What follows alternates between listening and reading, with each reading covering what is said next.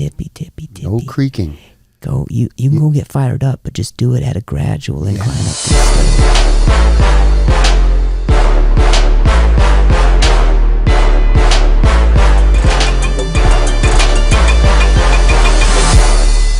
All right, bleeders. Welcome to episode 10 of the Cold Blooded Podcast. Guess I'm Isaac Allen, but guess who is back in town from overseas? The boy is back in town. The boy is back in town. The boy is back in town. The boy is back in town. Welcome back, you Drew Lynch is back bleeders. from Europe. He went to Amsterdam. He went to Germany. And did you go to Germany? I didn't go to Germany, Oh. but you're in the area. Nice. Who's fired up? Who's fired up that Drew's back, huh? I'm a little fired up that I'm back, Isaac. Okay, that's one of us. That's cool. I'm just kidding, buddy. I'm fired up. Okay, thanks, I'm man. fired up. You're back. I did tell you. I was like, I swear to God, if you're fired up, it's not that I'm back. I'm gonna be so upset. I mean, shoot. Shoots and I don't know. I'm trying to be. How do you do it in Europe? What would Shane be in European languages? Oh, I can't even think about European Shane. I mean, I'm still learning American Shane. shoot. Shoot. Shoot. What would French? I mean, a shoot. I think European Shane Steichen is just saying is Shane who just swears. That's it. I mean, a Shit. fucking a shoot. Yeah, Shit, yeah, fucking the shoot. I mean, a shit to shoot the fuck and a shoot. We just got demonetized so fast. Yeah. It took us less than a minute. Chuck Pagano comes in. We got to take this down. This is not allowed here. This is freaking not allowed here. Yeah, dude. I'm glad you're back. Thank you. Did you meet any Colts fans over there? I met no, but I did meet a mailman, my mailman who is, I met at the coffee shop. He had like a backwards hat on and it said Colts on it. And, you play this game a little bit where you kind of see, it's like, all right, you're probably a fan, but you probably don't know as much as I do. And then, so you kind of throw something out there where you're like, oh yeah, I know, but like the 2005 Colts with that roster, you know what I mean? You bait them a little bit. And, and then you're just like, oh my God. And then the onside kick from the friggin' New Orleans game, that's changed the momentum quite a bit, tossing stuff out like that. And then he's like, oh yeah, no, because Andrew Luck stats in 2017 to 2000, I was like, all right, now you're my guy. Yeah. I was like, you can open my mail. I don't care. Yeah. You do all the illegal shit. You have the correct amount of knowledge. Yeah, dude. Yeah. To get away with exactly. So it was a little bit like that. That was just before so literally the day before I went to Europe, I had that happen. So I wasn't able to talk about it on the pod, but he is genuinely excited. And we kind of had like a whisper chat because there is this sense around the Colts that's just like, don't let anybody know that we're about to be real fucking good this year. Yeah. Keep it on the DL. All right? I mean, shoot. Keep it on the DL. You can be fired up. You can be fired quiet. Is what Be fired quietly. Fired quiet. Up. Be When up. you climb those stairs, Yeah. tiptoe. Tippy, tippy, tippy. No creaking. Go. You can go get fired up, but just do it at a gradual incline up these stairs. You know who'd be just running up those stairs? Who? Fucking the Chargers and teams like that. That's why they always fall. They get right. caught. That's right. Oh, you're being too loud when you're fired up and you fall back down. That's right. And then when they fall down, Colts just move out the way. They tumble down. We're just, no one even knows we're here. Sorry. Climbing up. Next thing you know, You didn't even know we were here. we're at the top. What? Next thing you know, we're holding that Lombardi quietly. Easy. Very so quiet. We don't even want stuff that falls down. That would be great if like one time a team won the Lombardi and instead of like, Viva Las Vegas or yelling shit, they're just like, everybody's cheering. They're just like, shh, guys, let's just take this in. Yeah. Guys, just looking around the whole arena of sold out cheering people. Hey, let's just take this in, guys. Let's take a moment. The team behind him, you can hear them talking, bleeding into the mic. They're like, shh, hey, guys. Yeah. Have some respect for what we just did here today. I know. What are you guys doing? Have some respect. You're drinking. You didn't do anything. Yeah. You just watched us. Oh man, look, it's funny because like I was thinking about this today too, because we were hanging out, was having cigars the other day, and we're talking. It's funny as I talk a lot about this podcast and wanting it to feel like Colts fans, like we're at the bar hanging out. Yeah. But I should say I want it to feel like it's like a Colts bar though. Sure. Because we were talking about Jeff Dye was telling us that story about the guy, and I was just like, I've been to Colts bars, that never happens. But it always happens when you're at bars where there's multiple teams. Someone sees your jersey and they come up and they start talking to you if your team's playing their team. And sometimes you're just like, I don't want to fucking talk to you, dude. Yeah. Like I get like, oh yeah, boo you, and you're booing us, and good, like friendly rivalry. And then they stay to talk more, and you're like, you're not part of this. I told you the story. So just to give people context to the story of what happened, our buddy Jeff Dye, he was in a bar, and his buddy they're Seahawks fans. They were in a Seahawks bar in Seattle, and there was a Green Bay Packers fan across the way. Seahawks were playing Green Bay. The guy saw them from across the bar and came over and kind of just started talking shit. And basically Jeff's friend, at some point, maybe 10 minutes into this conversation of the guy just kind of be like, oh man, yeah, Russell Wilson's cooked, and remember your Super Bowl and all that. The guy didn't even turn around, Jeff's friend, and he just goes, hey man, we don't want to hang out with you. Which is the best. It's the best. It's the greatest, and that's why I wanted to clear that up. That's not what this podcast is. No, definitely not. Colts bar. Definitely not. Here's the difference why though. I mean, by the way, we commend that interaction because it just, I mean, there's so much peace in just being like, that's my limit. But I will tell you something. Last year when Anthony Richardson was leading the Colts back from the Rams. Yeah, I'm sure I told you this story, but I don't know if I've told it on this pod. I was in Minnesota. I just did a show in Minnesota. Right. And basically we're kind of losing all game. And then these ladies came up who were from the show, and it was a Vikings bar, so there was a Vikings game on. So they were mostly there to just watch the Vikings game, but they did have one little screen, that one tiny screen that's in the corner. Drew. Yeah, the one that's, screen. Yeah, the Colts screen where it's just like, yeah, and this is out of market if you want to fucking watch this team. So I'm there. I'm like real close to it. I'm tucked away. I'm there with my brother. I'm there with my dad. You're in your little nook. And your little nook, it's our own little thing. I do a very good job about not like I always have my back to the door. I make sure that I'm just like like whatever. You know what I mean? You're not being disturbed. You're not disturbing. Exactly. Exactly.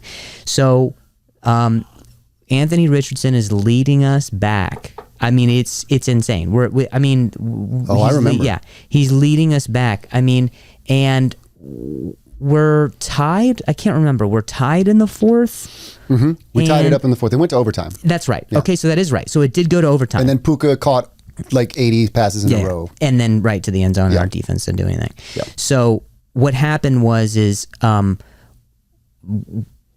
energy of that game was, it was me, my brother, and my dad. We watched Anthony Richardson and the Colts just kind of come back against the Rams, and then close towards the fourth quarter, this lady from the show comes up and she's talking to us, and she has no idea. Like, I'm doing this thing where I have to keep my face like cordial to her, even though it's you got wrought. television. Yes, it's wrought with just intensity, and I feel like I'm severe, and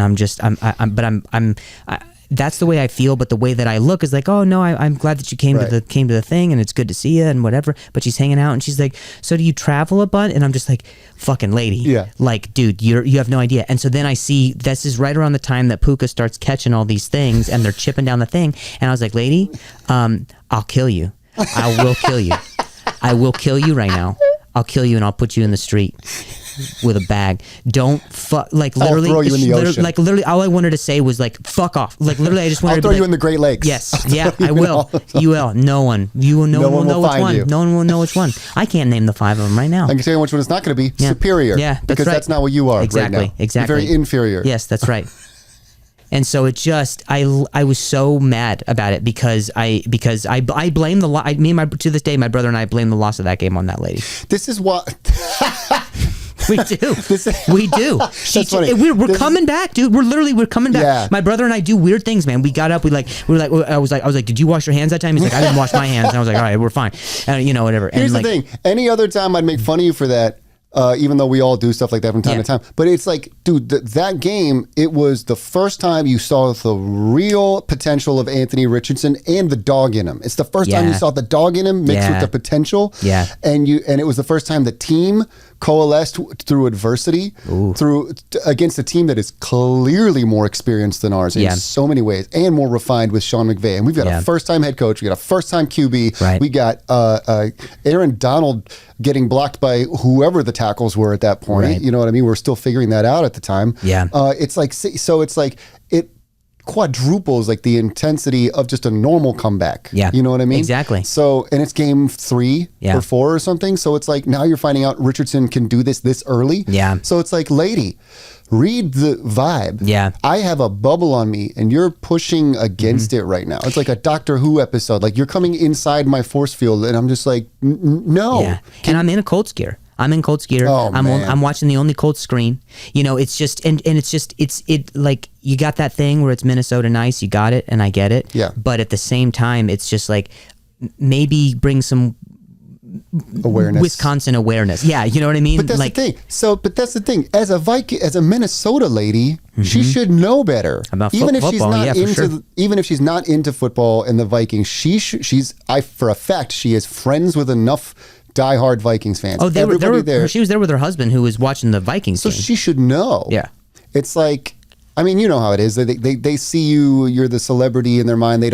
Certain parts of their brain shut off for when they talk to you because they just want to talk to you about certain things or whatever. It's like, dude, if I saw Anthony Richardson in person, I would just not talk to him because I'm like, I know that part of my brain would shut off in a weird way or da-da-da and this and that. And then I'd just say something weird. Say a thing. I look up to you. And he's like, Yeah. I'm 22. And I'm like, I'm 37. Okay, what else can I say to this? And like, but she should know better. She should just know better as of he's still laughing. Ant-Man, yeah, it's just the idea. I could just see those interactions that you would be having going so badly. Ant-Man, are you a chai guy? You a chai guy? Yeah, I'm a tea man myself. Coffee gets it like this, you know what I mean? Yeah, coffee gets you like this. Oh, you're a Red Bull guy. Oh, sugar-free, right? Because you got to stay healthy. Stay healthy. I'm going to draft you on my fantasy. Coffee feeds the ego, tea feeds the mind. That's what I've said, Ant-Man. Anyway. Yeah. Take that home. How's your ankle? Share that with the team, too. Share that wisdom with the team. You know, that's for you. I'm giving that to you.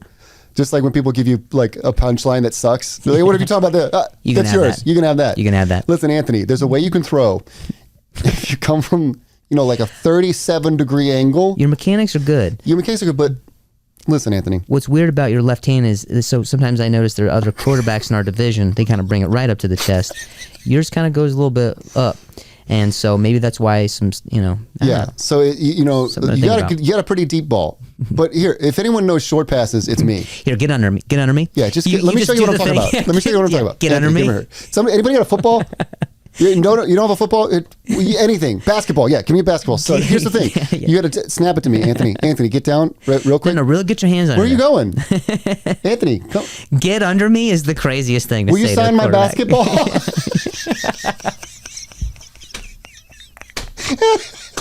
Will you sign my basketball? Here's the thing. He probably would, because I just saw a video of him recently where he literally dunks a basketball. He does like a dribble. Did you see that video? I've seen that. He dunks it behind him and then just casually like walks off. Mm-hmm. People talk about how much of a freak athlete he is, and of course you believe it, but it's just like, oh, that video. When I see, let me tell you something. The most exciting part of that video is the date.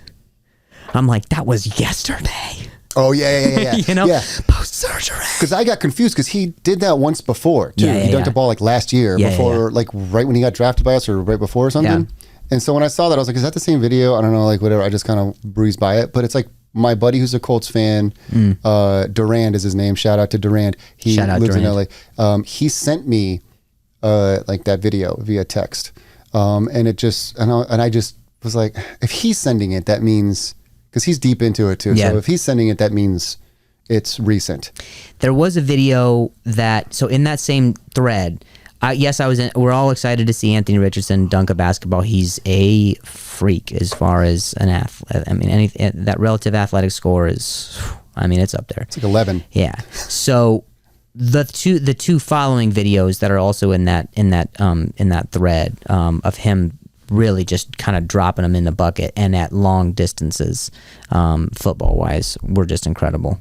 I'm playing this one right now. It's like, dude, okay, there's him dunking the basketball. Ooh, look, he does like a swing and I love that. That's great. But when I start playing the videos of him throwing, look at that. Love it.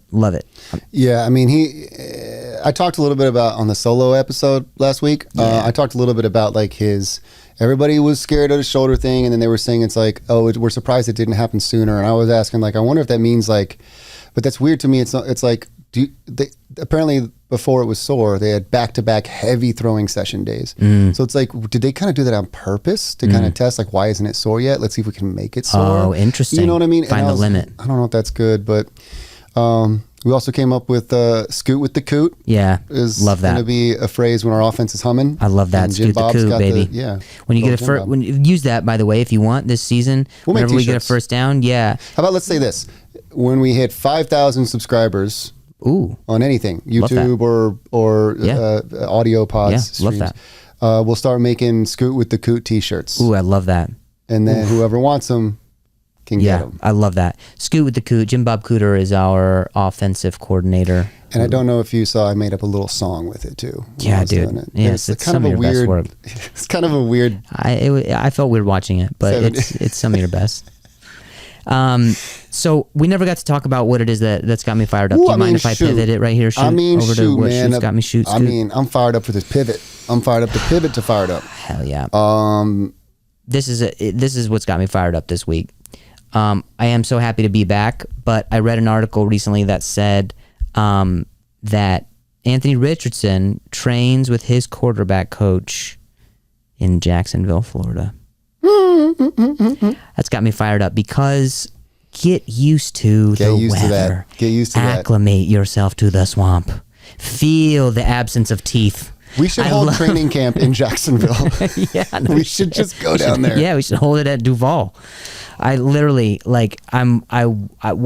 that is what has got me fired up. Is there's something in the air that feels like we can win in Jacksonville this year. We might go 1-16, but we will win in Jacksonville, in Duval. Yeah. I almost wish that we were playing them game 17, just so that we could lose 16 and then win. Yeah, I know, because we would have to at that point. That's our Super Bowl. If we lost, I mean, even the football gods, even the ones that are against the Colts, would have to be like, they've had enough. Yeah, let them have it. Dude, that's great. That's a great thing to be fired up about. Like, look, when I was studying neuroscience, one of the things that captivated me was two things. It was state-dependent learning and environmental dependent learning. I butchered the last one, but the last one is the one I want to talk about. State-dependent learning is like how you learn based on what state you're in, whether you're on drugs, whether you're tired, and like how that affects you learning math or English or whatever, any kind of job. I genuinely thought you were about to say state. State. Yeah, I was like, this is insane. You were about to say, like, you learn in Indiana, go down to Florida now. Now, once you're done with Florida, we're going to move you up to Boise. State. Yeah. We're like, what the fuck? Where are we going? People in Europe are like, that's actually province-dependent learning. Excuse me. Okay, so, all right, your state of mind. All right. Yeah, but then environmental is another thing that is, I think a lot of people take for granted, but yet every neuroscientist like Andrew Huberman or even motivational people like a Jordan Peterson or a David Goggins, who, whether or not you subscribe to their shit, it's like any teacher will tell you this too in a school. Environment is important too. That's why, a lot of offices in people's homes are just white walls. There's not a lot of photos up and things like that. Maybe a few things here and there, but it's like, you don't want a lot of stuff cluttering your mind. That's the environment you want to be in. So it makes sense. And of course, this isn't new. NFL teams do this all the time. You prepare to play Green Bay in week 14. Yeah. You do the ice ball drills. Yeah. You crank the AC up until everything's frozen during practice all week. And then you do those drills because you need to be you need to be in tune with the environment that you're going to play in. Sure. So Anthony doing that, I'm only half joking. Like the whole team should do that somehow. Yeah. I don't know how. Yeah. But it's just like, that would be a great strategy. Like whatever, over the course of, let's say 4 or 5 year sample size, whatever teams that you're struggling against, that your team is struggling against in their stadiums or whatever, every so often during the year, you go have your sessions over there in those. So like, we always struggled during the Peyton years beating New England in New England. Yeah. Because we were a terrible cold weather team. So it's like, why didn't Peyton, Reggie Wayne, Marvin Harrison, all those dudes just take like a month? Yeah. Or even a half a month. Go over to New England and just run their practice like they normally would in Indy and just run it there. Yeah. It's not a bad idea. Are they allowed? I guess with your schedule and if it's in the season, like that's a tough thing to do. But I think like, I had a thought about how you know, even Miami last year against the Chiefs, you know, that game that was minus whatever it was, like, you know, Miami wasn't prepared for that. I mean, nobody technically could be prepared for that, but the Chiefs made the fewest mistakes during that game. So there is definitely some merit to something like that. But all in all, that is that's what's got me pretty excited about the fact that, that's good, man. I mean, you know what's got me fired up? What's got you else fired up? I watched the Michael Pittman Jr.'s video about him living on a farm. And I love my players to be on a farm.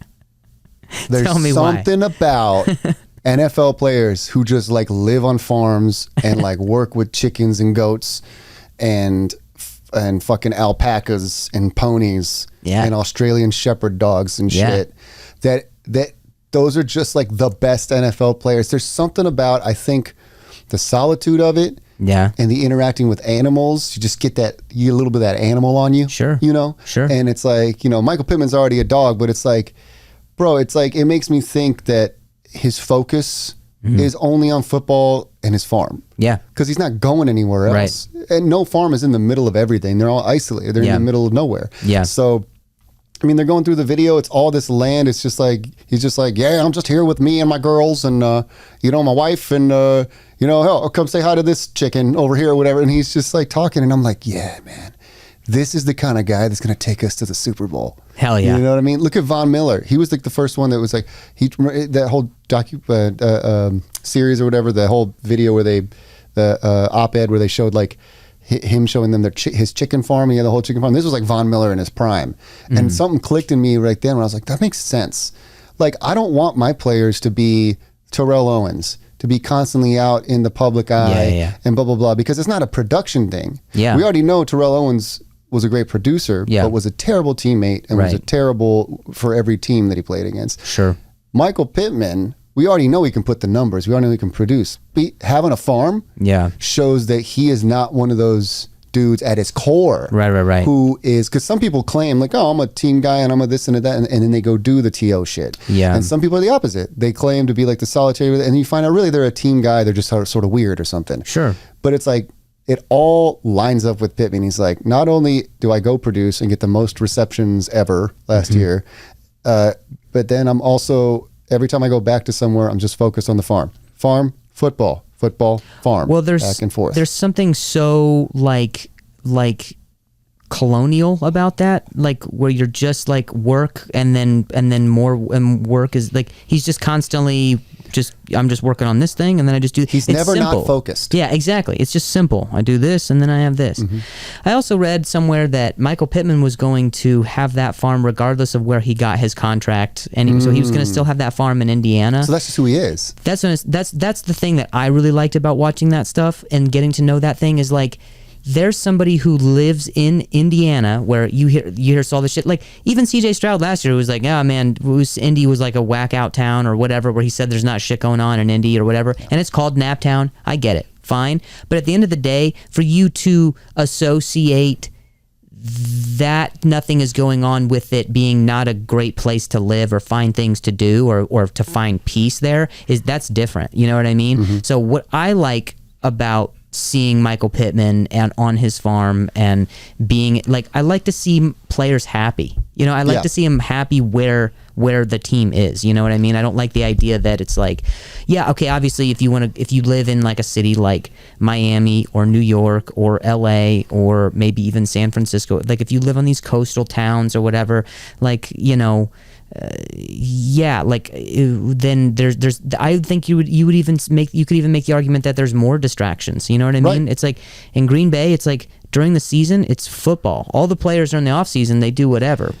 And one might argue, well, look at New England, you know, all the Boston fans and this and that and blah, blah, blah. But those people stay grounded during the Brady era and the Belichick era. And it's like, well, really? Because it's not in Boston. It's in Foxborough, which is fucking, like in half an hour to an hour outside of Boston or some shit. Yeah. So it's like the players might live in Boston or something, but it's like their focus, got to get to Foxborough on time or else Belichick's going to get us in trouble. Yeah. We're going to get in trouble. And then we got to produce. We got to do our job, blah, blah, blah, blah, blah, in the cold, in the middle of nowhere. Yeah. At Foxborough, there's no way that's a big town or something. Yeah. So it's like, but Miami's practices are in Miami. Yeah. You know what I mean? Yeah. The Giants' practices are, I mean, technically they're New Jersey, but all those Jersey can still be a pretty populated place depending on where you're at. You know what I mean? Sure. And like, the Jets and the Giants in Jersey. And so it's like those fans are just as rabid as the New York City fans. Yeah. When it comes to those teams. So it's like, they're going to be in those big cities regardless, and that's going to affect them. Above all, I like to see that. I'd like to see a player that is happy, but the fact that he's focused as well is it's great. I like that he's finding peace among finding his ferocity. I feel like it's going to rub off on the other players too, because he's going into that senior role in the next few years. You know, and oh man, come on, AD Mitchell, get a farm. Get a farm. Everybody get farms. Everybody dude. Get farms. Everybody gets farms. You know when like sometimes players, farms. you know when sometimes like players buy things for each other around Christmas time. It's farms this year. Grover's like, man, all I got everybody last year was a scooter. Yeah. Can you imagine Grover with a handful of baby chicks? He's just like, what am I supposed to do? What do I do? Do I sack them or? He doesn't. No, like they try to run around him, and he doesn't let him go. Yeah, you get that for the offensive line. Get a bunch of baby chicks, and there's like, all right. He's like, well, I already know I could turn you into good wings. Braden Smith injures his knee. You're like, come on, for the chicks, Braden. He's down. He's like, man, I'm down, and they're like, the chicks are crawling all over him. Yeah, Blake Freeland gets bodied somehow. You're like, come on, guys, dude. That's what I talked about a little bit last time too. That was my fired up segment from last time. If you want to say anything about it, was like, I'm actually excited for the tackle position. Yeah. And I didn't think about it, but Blake Freeland, like, he sucked a lot at the beginning of last year. Sorry. But I thought you were just going to say Blake Freeland. He sucked a lot. And I was like, damn, that's a wild thing to say. End of statement. Moving on. No. He, like at the first half of last year, but he had like, wasn't he like a tight end for most of his life? Lots of growing pains. And he was a tackle for what, like a half a year or a year or some shit like that. Yeah. And dude, his first foray, whoever gets injured or doesn't do well enough, Freeland's got to step in. And like his first few games, he was terrible, but it's like he learned, and in the second half of his season, he did pretty well. Yeah. And you know, he's not the starter. It's Ryman and Smith. Yep. But man, we got depth now at tackle, which I didn't expect. Blake, I was like, this is going to take Blake like 2 or 3 years, just based on his pedigree and based on, not pedigree, but his experience and his pedigree and his lack of experience, I should say. And he tested with a high RAS. But like he, like just knowing he got, and then I remembered who he played against when players went down. Yeah, he had like Myles Garrett at one point. And TJ Watt. Yeah. And he was like, you know, he got burnt a couple times, but he learned. Yeah. Like you could see him throughout the game figuring it out a little bit. And you know, those guys are going to have way more moves and things that they don't show until the second half and stuff and whatever. But like, so it's like, yeah, he got burnt, but he learned, and he's clearly. I'm so fired up about, and I'll said it last episode, I'll say it again. I just have a feeling everyone on this team has a level of hunger that I haven't seen in this locker room in the last 10 to 15 years. Yeah. Like hunger, like the new guys and the old guys. Yeah. Pittman is hungry. Yeah. Kenny is always hungry. Yeah. Grover and Buck are nonstop motors. Yeah. And now you got like guys like Freeland who were just Ryman and Freeland, and both. Ryman took a huge leap from his year 1 to year 2. That was what I was going to say, is that they kind of mirror each other a little bit. Exactly. You know? And you know, Q's always going to be Richardson's hungry because he's coming back from injury. AD came out of the draft like, I'm gonna wear a number that indicates all the receivers that got drafted before me, because that's how much I want to fucking win. Yeah. And just prove everybody that they should have taken me. And it's like I'm getting that vibe from every player right now. I know, bro. And even Latu getting like a Colts tattoo like the day before the draft somehow. You're like, what? Like it was like the next day. That's wild. Yeah. He's like, the next day I got. And they're like, dude, I mean, there's so much to be excited and fired up about when you see loyalty, not just from the fans to the players, but from the players back to the fans. You know what I mean? Because every year our spirits kind of get broken in some sort of way. I mean, but we show Right. back up. You know what I mean? And speaking of the offensive line, I saw this, and maybe you have as well. But according to Pro Football Focus, the Colts' offensive tackle duo is arguably the best in the league. As Wow. left tackle is arguably one of the best in the league. As the left tackle Bernard Ryman and right tackle Braden Smith each finished among the 7 highest graded offensive tackles in 2023. Ryan Kelly put together the best season of his career as his highest graded center in pass protection. Continuity is also on the Colts offensive line's side as all 5 starting offensive linemen return for 2024. So I have the top 10 offensive line teams listed here, and I wanted to talk with you about them because, as we know, Chris Ballard's philosophy is you win up front, you win in the trenches. Number 3 is the Colts. Wow. Number 1 is the Lions. Number 2 is the Eagles. Number 4 is the Browns. Number 5 is the Jets, which is a little strange because they were 31st last year, and then... And real quick, we're going to see what's going to happen with the Eagles. Kelsey's retired. Yeah. Well, this is what they're saying as of now. So, again, this is all conjecture at this point. Jason Kelsey retired, right? Yes. Yeah. So we'll But even see. still, Eagles, they're still saying even with that. Either way. All right. 5 Jets, 6 Falcons, which I agree with. I think Falcons are sneaky good. They bullied us last year. Yeah. 7 Chiefs, 8 Bills, 9 Steelers, I don't know, and 10 Cowboys. So, it's not in bad company. It's not in anything other than pretty great company. I'm pretty trying good to company. think of what are the things that those teams in those groupings that made the playoffs, like what do they have that we don't have? Well, I think their rush, Lions rush, Eagles rush, Browns rush, Jets rush. Weren't we like 5th in sacks last year though? Sure, but I just mean And pressure rate? well, I don't know. I mean, as far as like... I recently saw something about that. But do we have that dominant... Like I can name a guy from each of these teams who has that dominant disruptor. Which we've talked about a lot. And I actually do agree with you. I just brought it up to play devil's advocate. I get it. Really. I know that we're sacked by committee, and maybe that's why it's not as sexy. But at the same time, bringing in somebody hopefully like Latu to really just kind of change that. Dude, imagine if Latu could go like 3 quarters or something. And then and it's just doing great because that's how good he is. He can play that long, like a TJ Watt. Like he can go all game. Yeah. And then you got to rest him for a few plays. Mm-hmm. And you bring in a fresh, hasn't even touched the grass Dio. Yeah. And see what happens. Dude, it's like whatever plays they run, Dio's going to blow it up. And then 7 plays later, pull him out, put Latu back in. He's ready to, you know what I mean? Yeah. You could do that on the other side too with Ebicom. Yeah. He could dominate for a full half. You take him out for a few plays, and you're like, well, who's going to come in? Fucking Quiddy Pay or something. You know what I mean? Totally. And it's we talked about this, but there is almost not a player coming into a position group that is in a better situation. Mm-hmm. Latu is coming into our best year as a Colts defensive line, but also just so deep and so veteran. You know what I mean? I think he is so veteran as a rookie, even that he could teach Quiddy some moves. He could teach Dio some moves. It's possible, yeah. I mean, think about, because Latu doesn't have, for a defensive end, for an edge rusher, he does not have a very long reach. Right. So he's had to do his whole college career. He's very athletic, but he's had to learn moves his whole college career. It's like, I always use fighting analogies, but it's like a fighter that doesn't have a long reach. You got to get in close. Like Latu has probably learned how, if a guy's going to try and long arm me, I gotta have the best swim move. I gotta have the most creative double chop. I have to have, you know what I mean?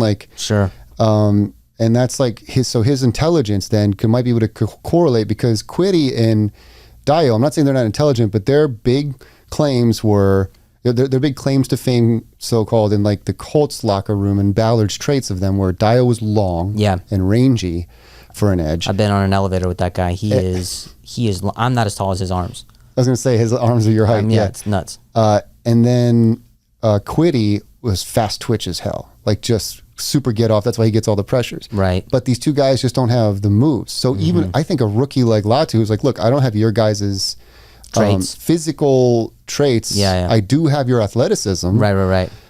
But I also have like 80 more moves I can teach you. Yeah. That you just probably don't. I can show you how to perfect them. I can show you how to do it over time. And that's, I mean, I'm a secondary fired up, I guess, on that. Secondarily fired up. What are your thoughts on some of these offensive line rankings, I guess, and what you feel it I mean, arguably a lot. Lions made the playoffs. Eagles made the playoffs. I think the Lions have like the sneakily best offensive line in the league, possibly. Oh, that's why they're number one. Oh, they are number one. Yeah, they're number one. I forgot about that. I was like, yep. I want to exalt you here and be like, yes, incredible. I didn't even know. Incredible take. Yes, the Lions, but Lions made the playoffs. Eagles made the playoffs, right? Browns made the playoffs. Did the Eagles? I thought they did. I think they got knocked out real quick. But I thought they did. Yeah. Jets did not. Falcons made the playoffs, he said. NFC South. Everybody from the NFC South. It wasn't the Saints. It wasn't the Panthers. And it wasn't the Bucs. It was the Bucs. The Bucs did, but I don't know if the Falcons got in on a wild card. Maybe not. I don't think they did, no, because that division was trash. Chiefs made it. Bills made it. Steelers made it. Cowboys made it. So all but 2 or 3 of those teams made the playoffs. Chiefs, Steelers. There's really no X factor in those that you could say why that's different from the Colts. Those are 3 totally different teams. Yeah. The Steelers did not have a great offense.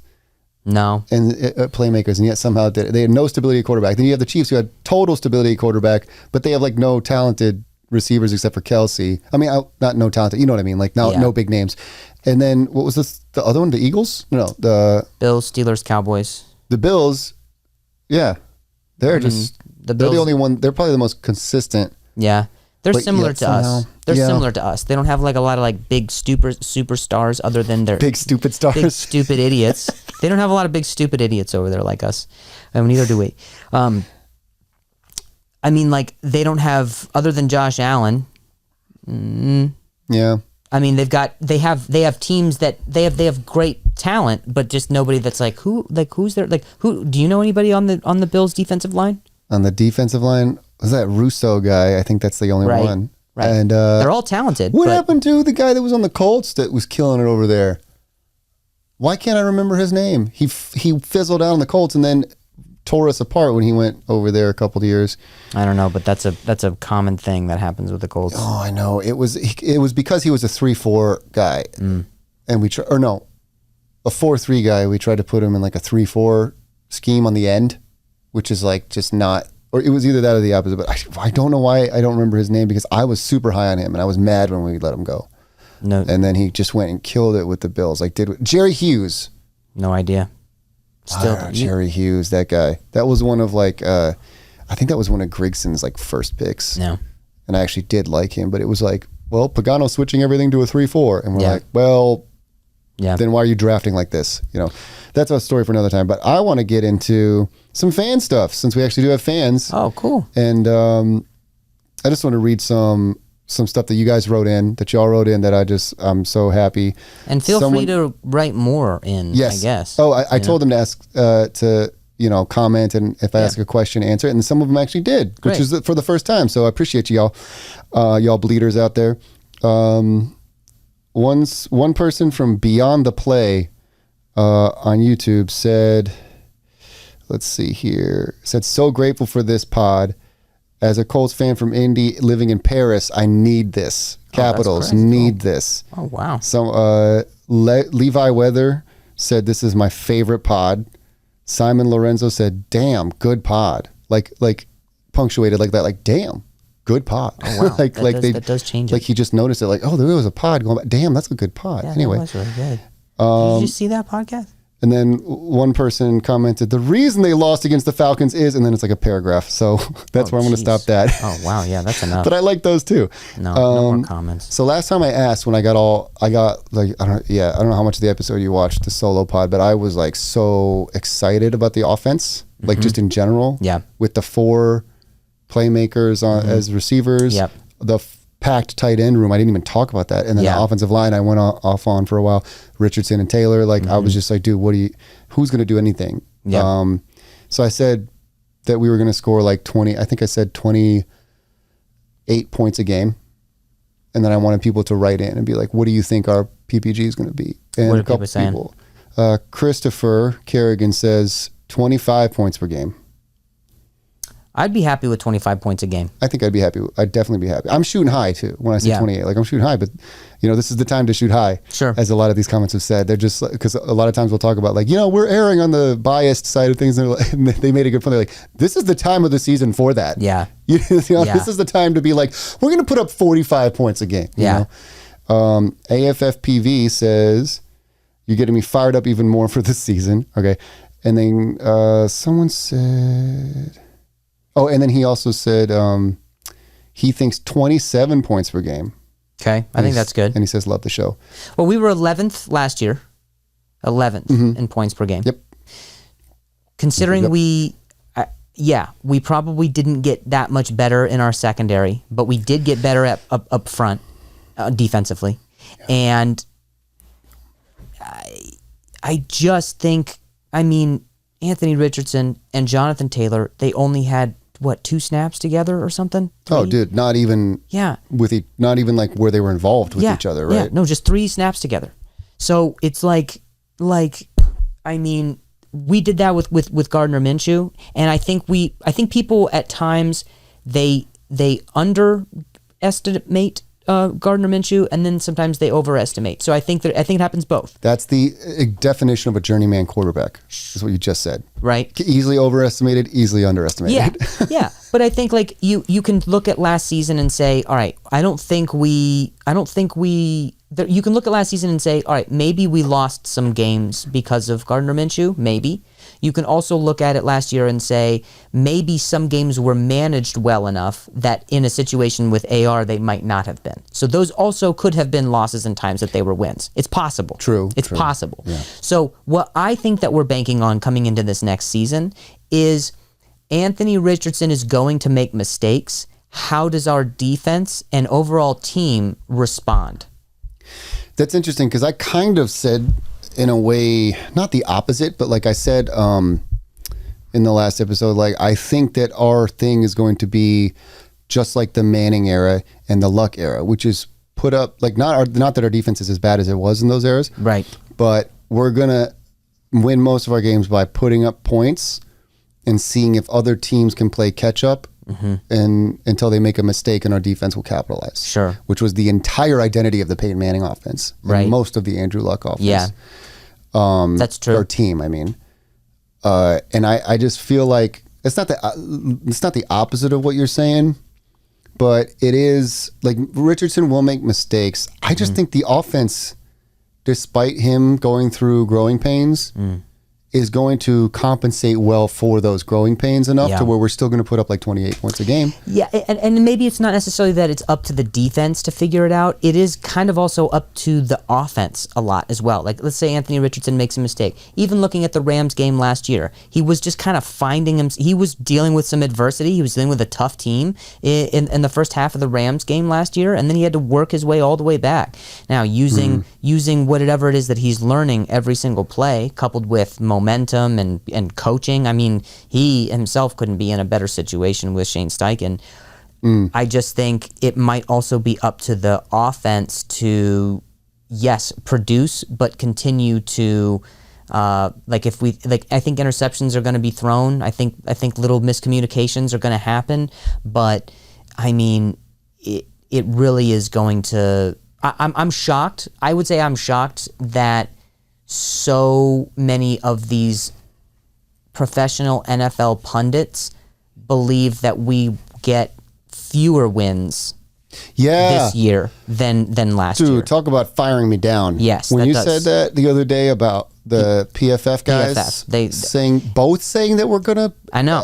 Vegas has us at 8.5, which is precarious. They did that on purpose.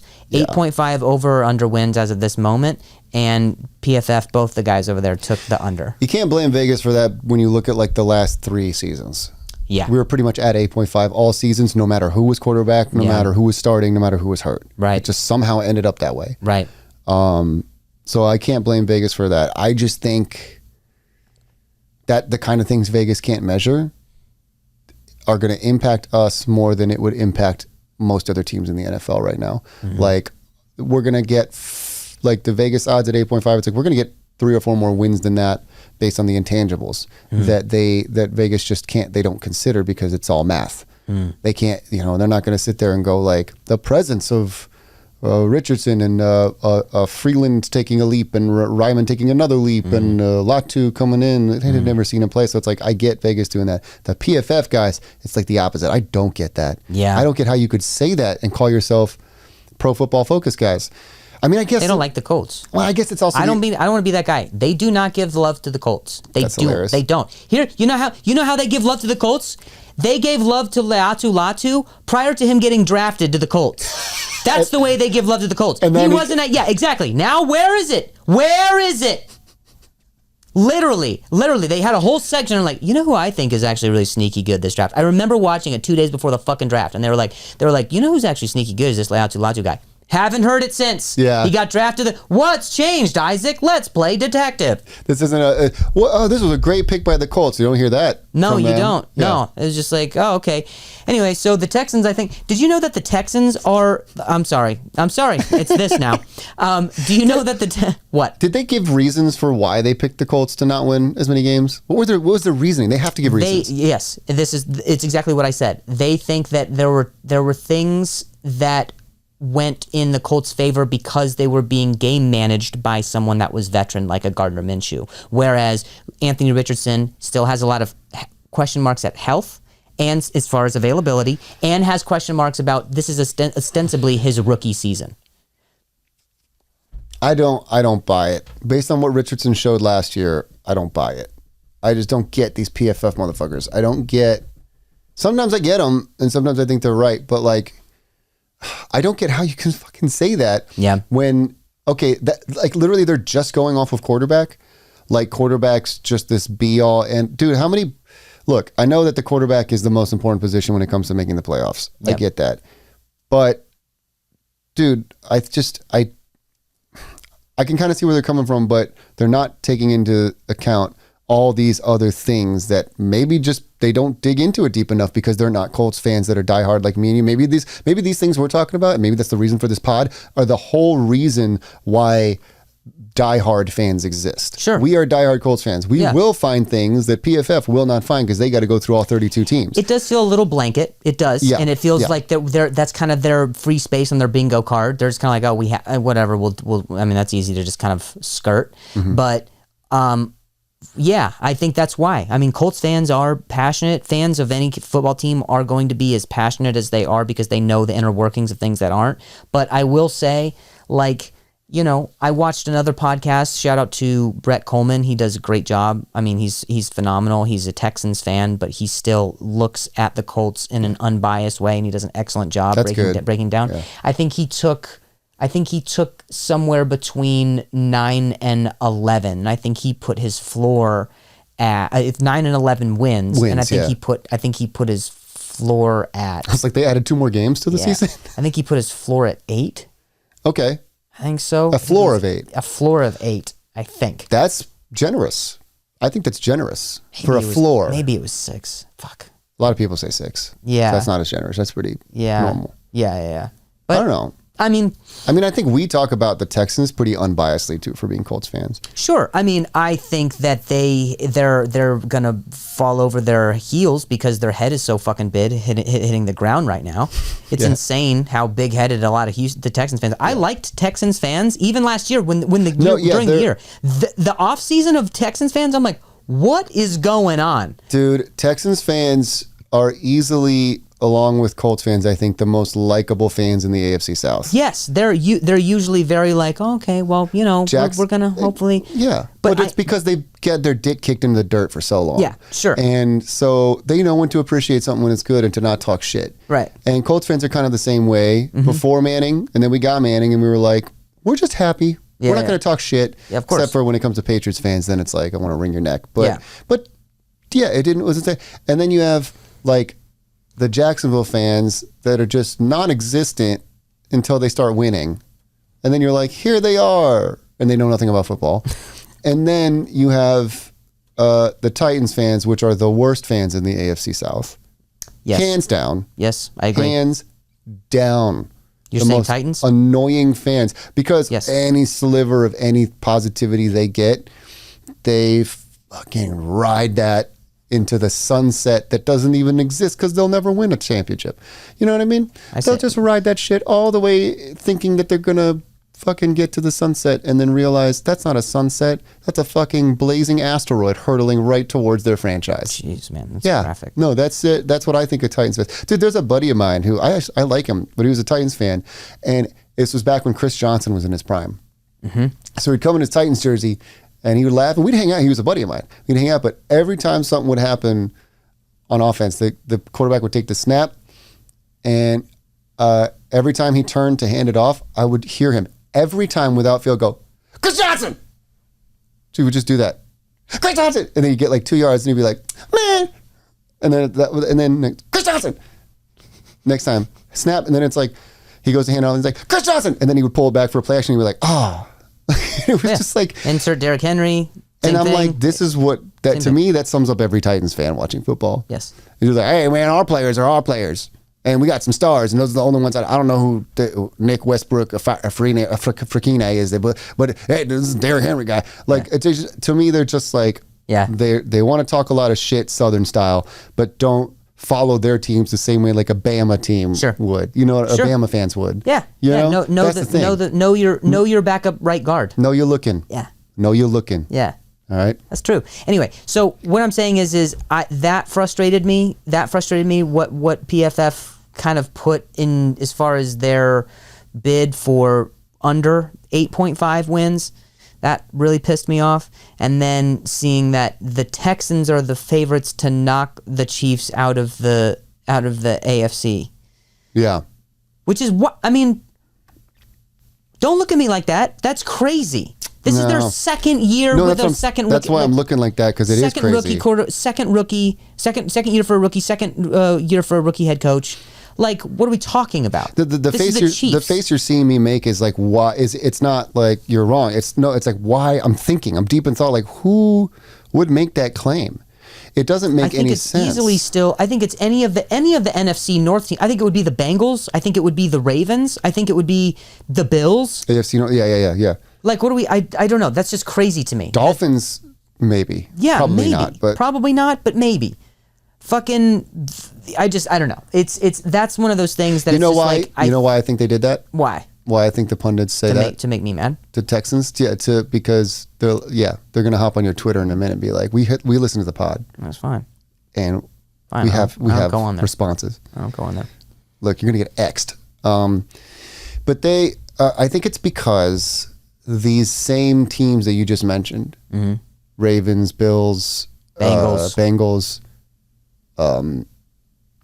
Dolphins that I mentioned, like these are teams that have been trying with the same rosters to unseat the Chiefs for years and have not been able to. So they just go, we need to find whatever the next shiny new toy is. Sure. Now, the next best thing that's coming up that nobody would suspect, and we'll pick them to be the ones to unseat, because we want to pick the Ravens, we want to pick the Bills, we want to pick the Bengals and the Dolphins, and every time we do, the Chiefs show that they're better than them, except the Bengals had the Chiefs number for a minute, but then when it mattered most, the Chiefs unseated them.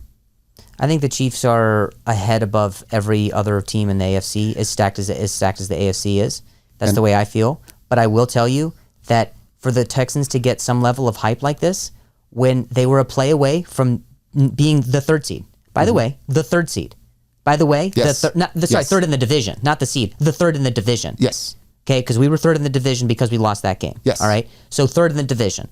So like from that, a play away from it, which also got fucking spanked by the Colts in the first meeting. And then it's just like, all right, they played a good game against they got spanked. They played a good game against the Browns. The Browns is a game that we should have won. You know what I mean? Like the math is mathing for me for why the Colts are actually so like people don't see it. You know what I mean? People in mainstream media and in mainstream just NFL viewers don't seem to see it. We're running out of time, but here's what we should talk about next time. Fine. Do the Texans have any, to your point, do the Texans have any experience overcoming true adversity in a game? Or was it they ran away with a win or just got beat up in a loss. All right, fine. We'll do our research and then Because that's the thing. The Colts know how to take some punches and come back. We know that.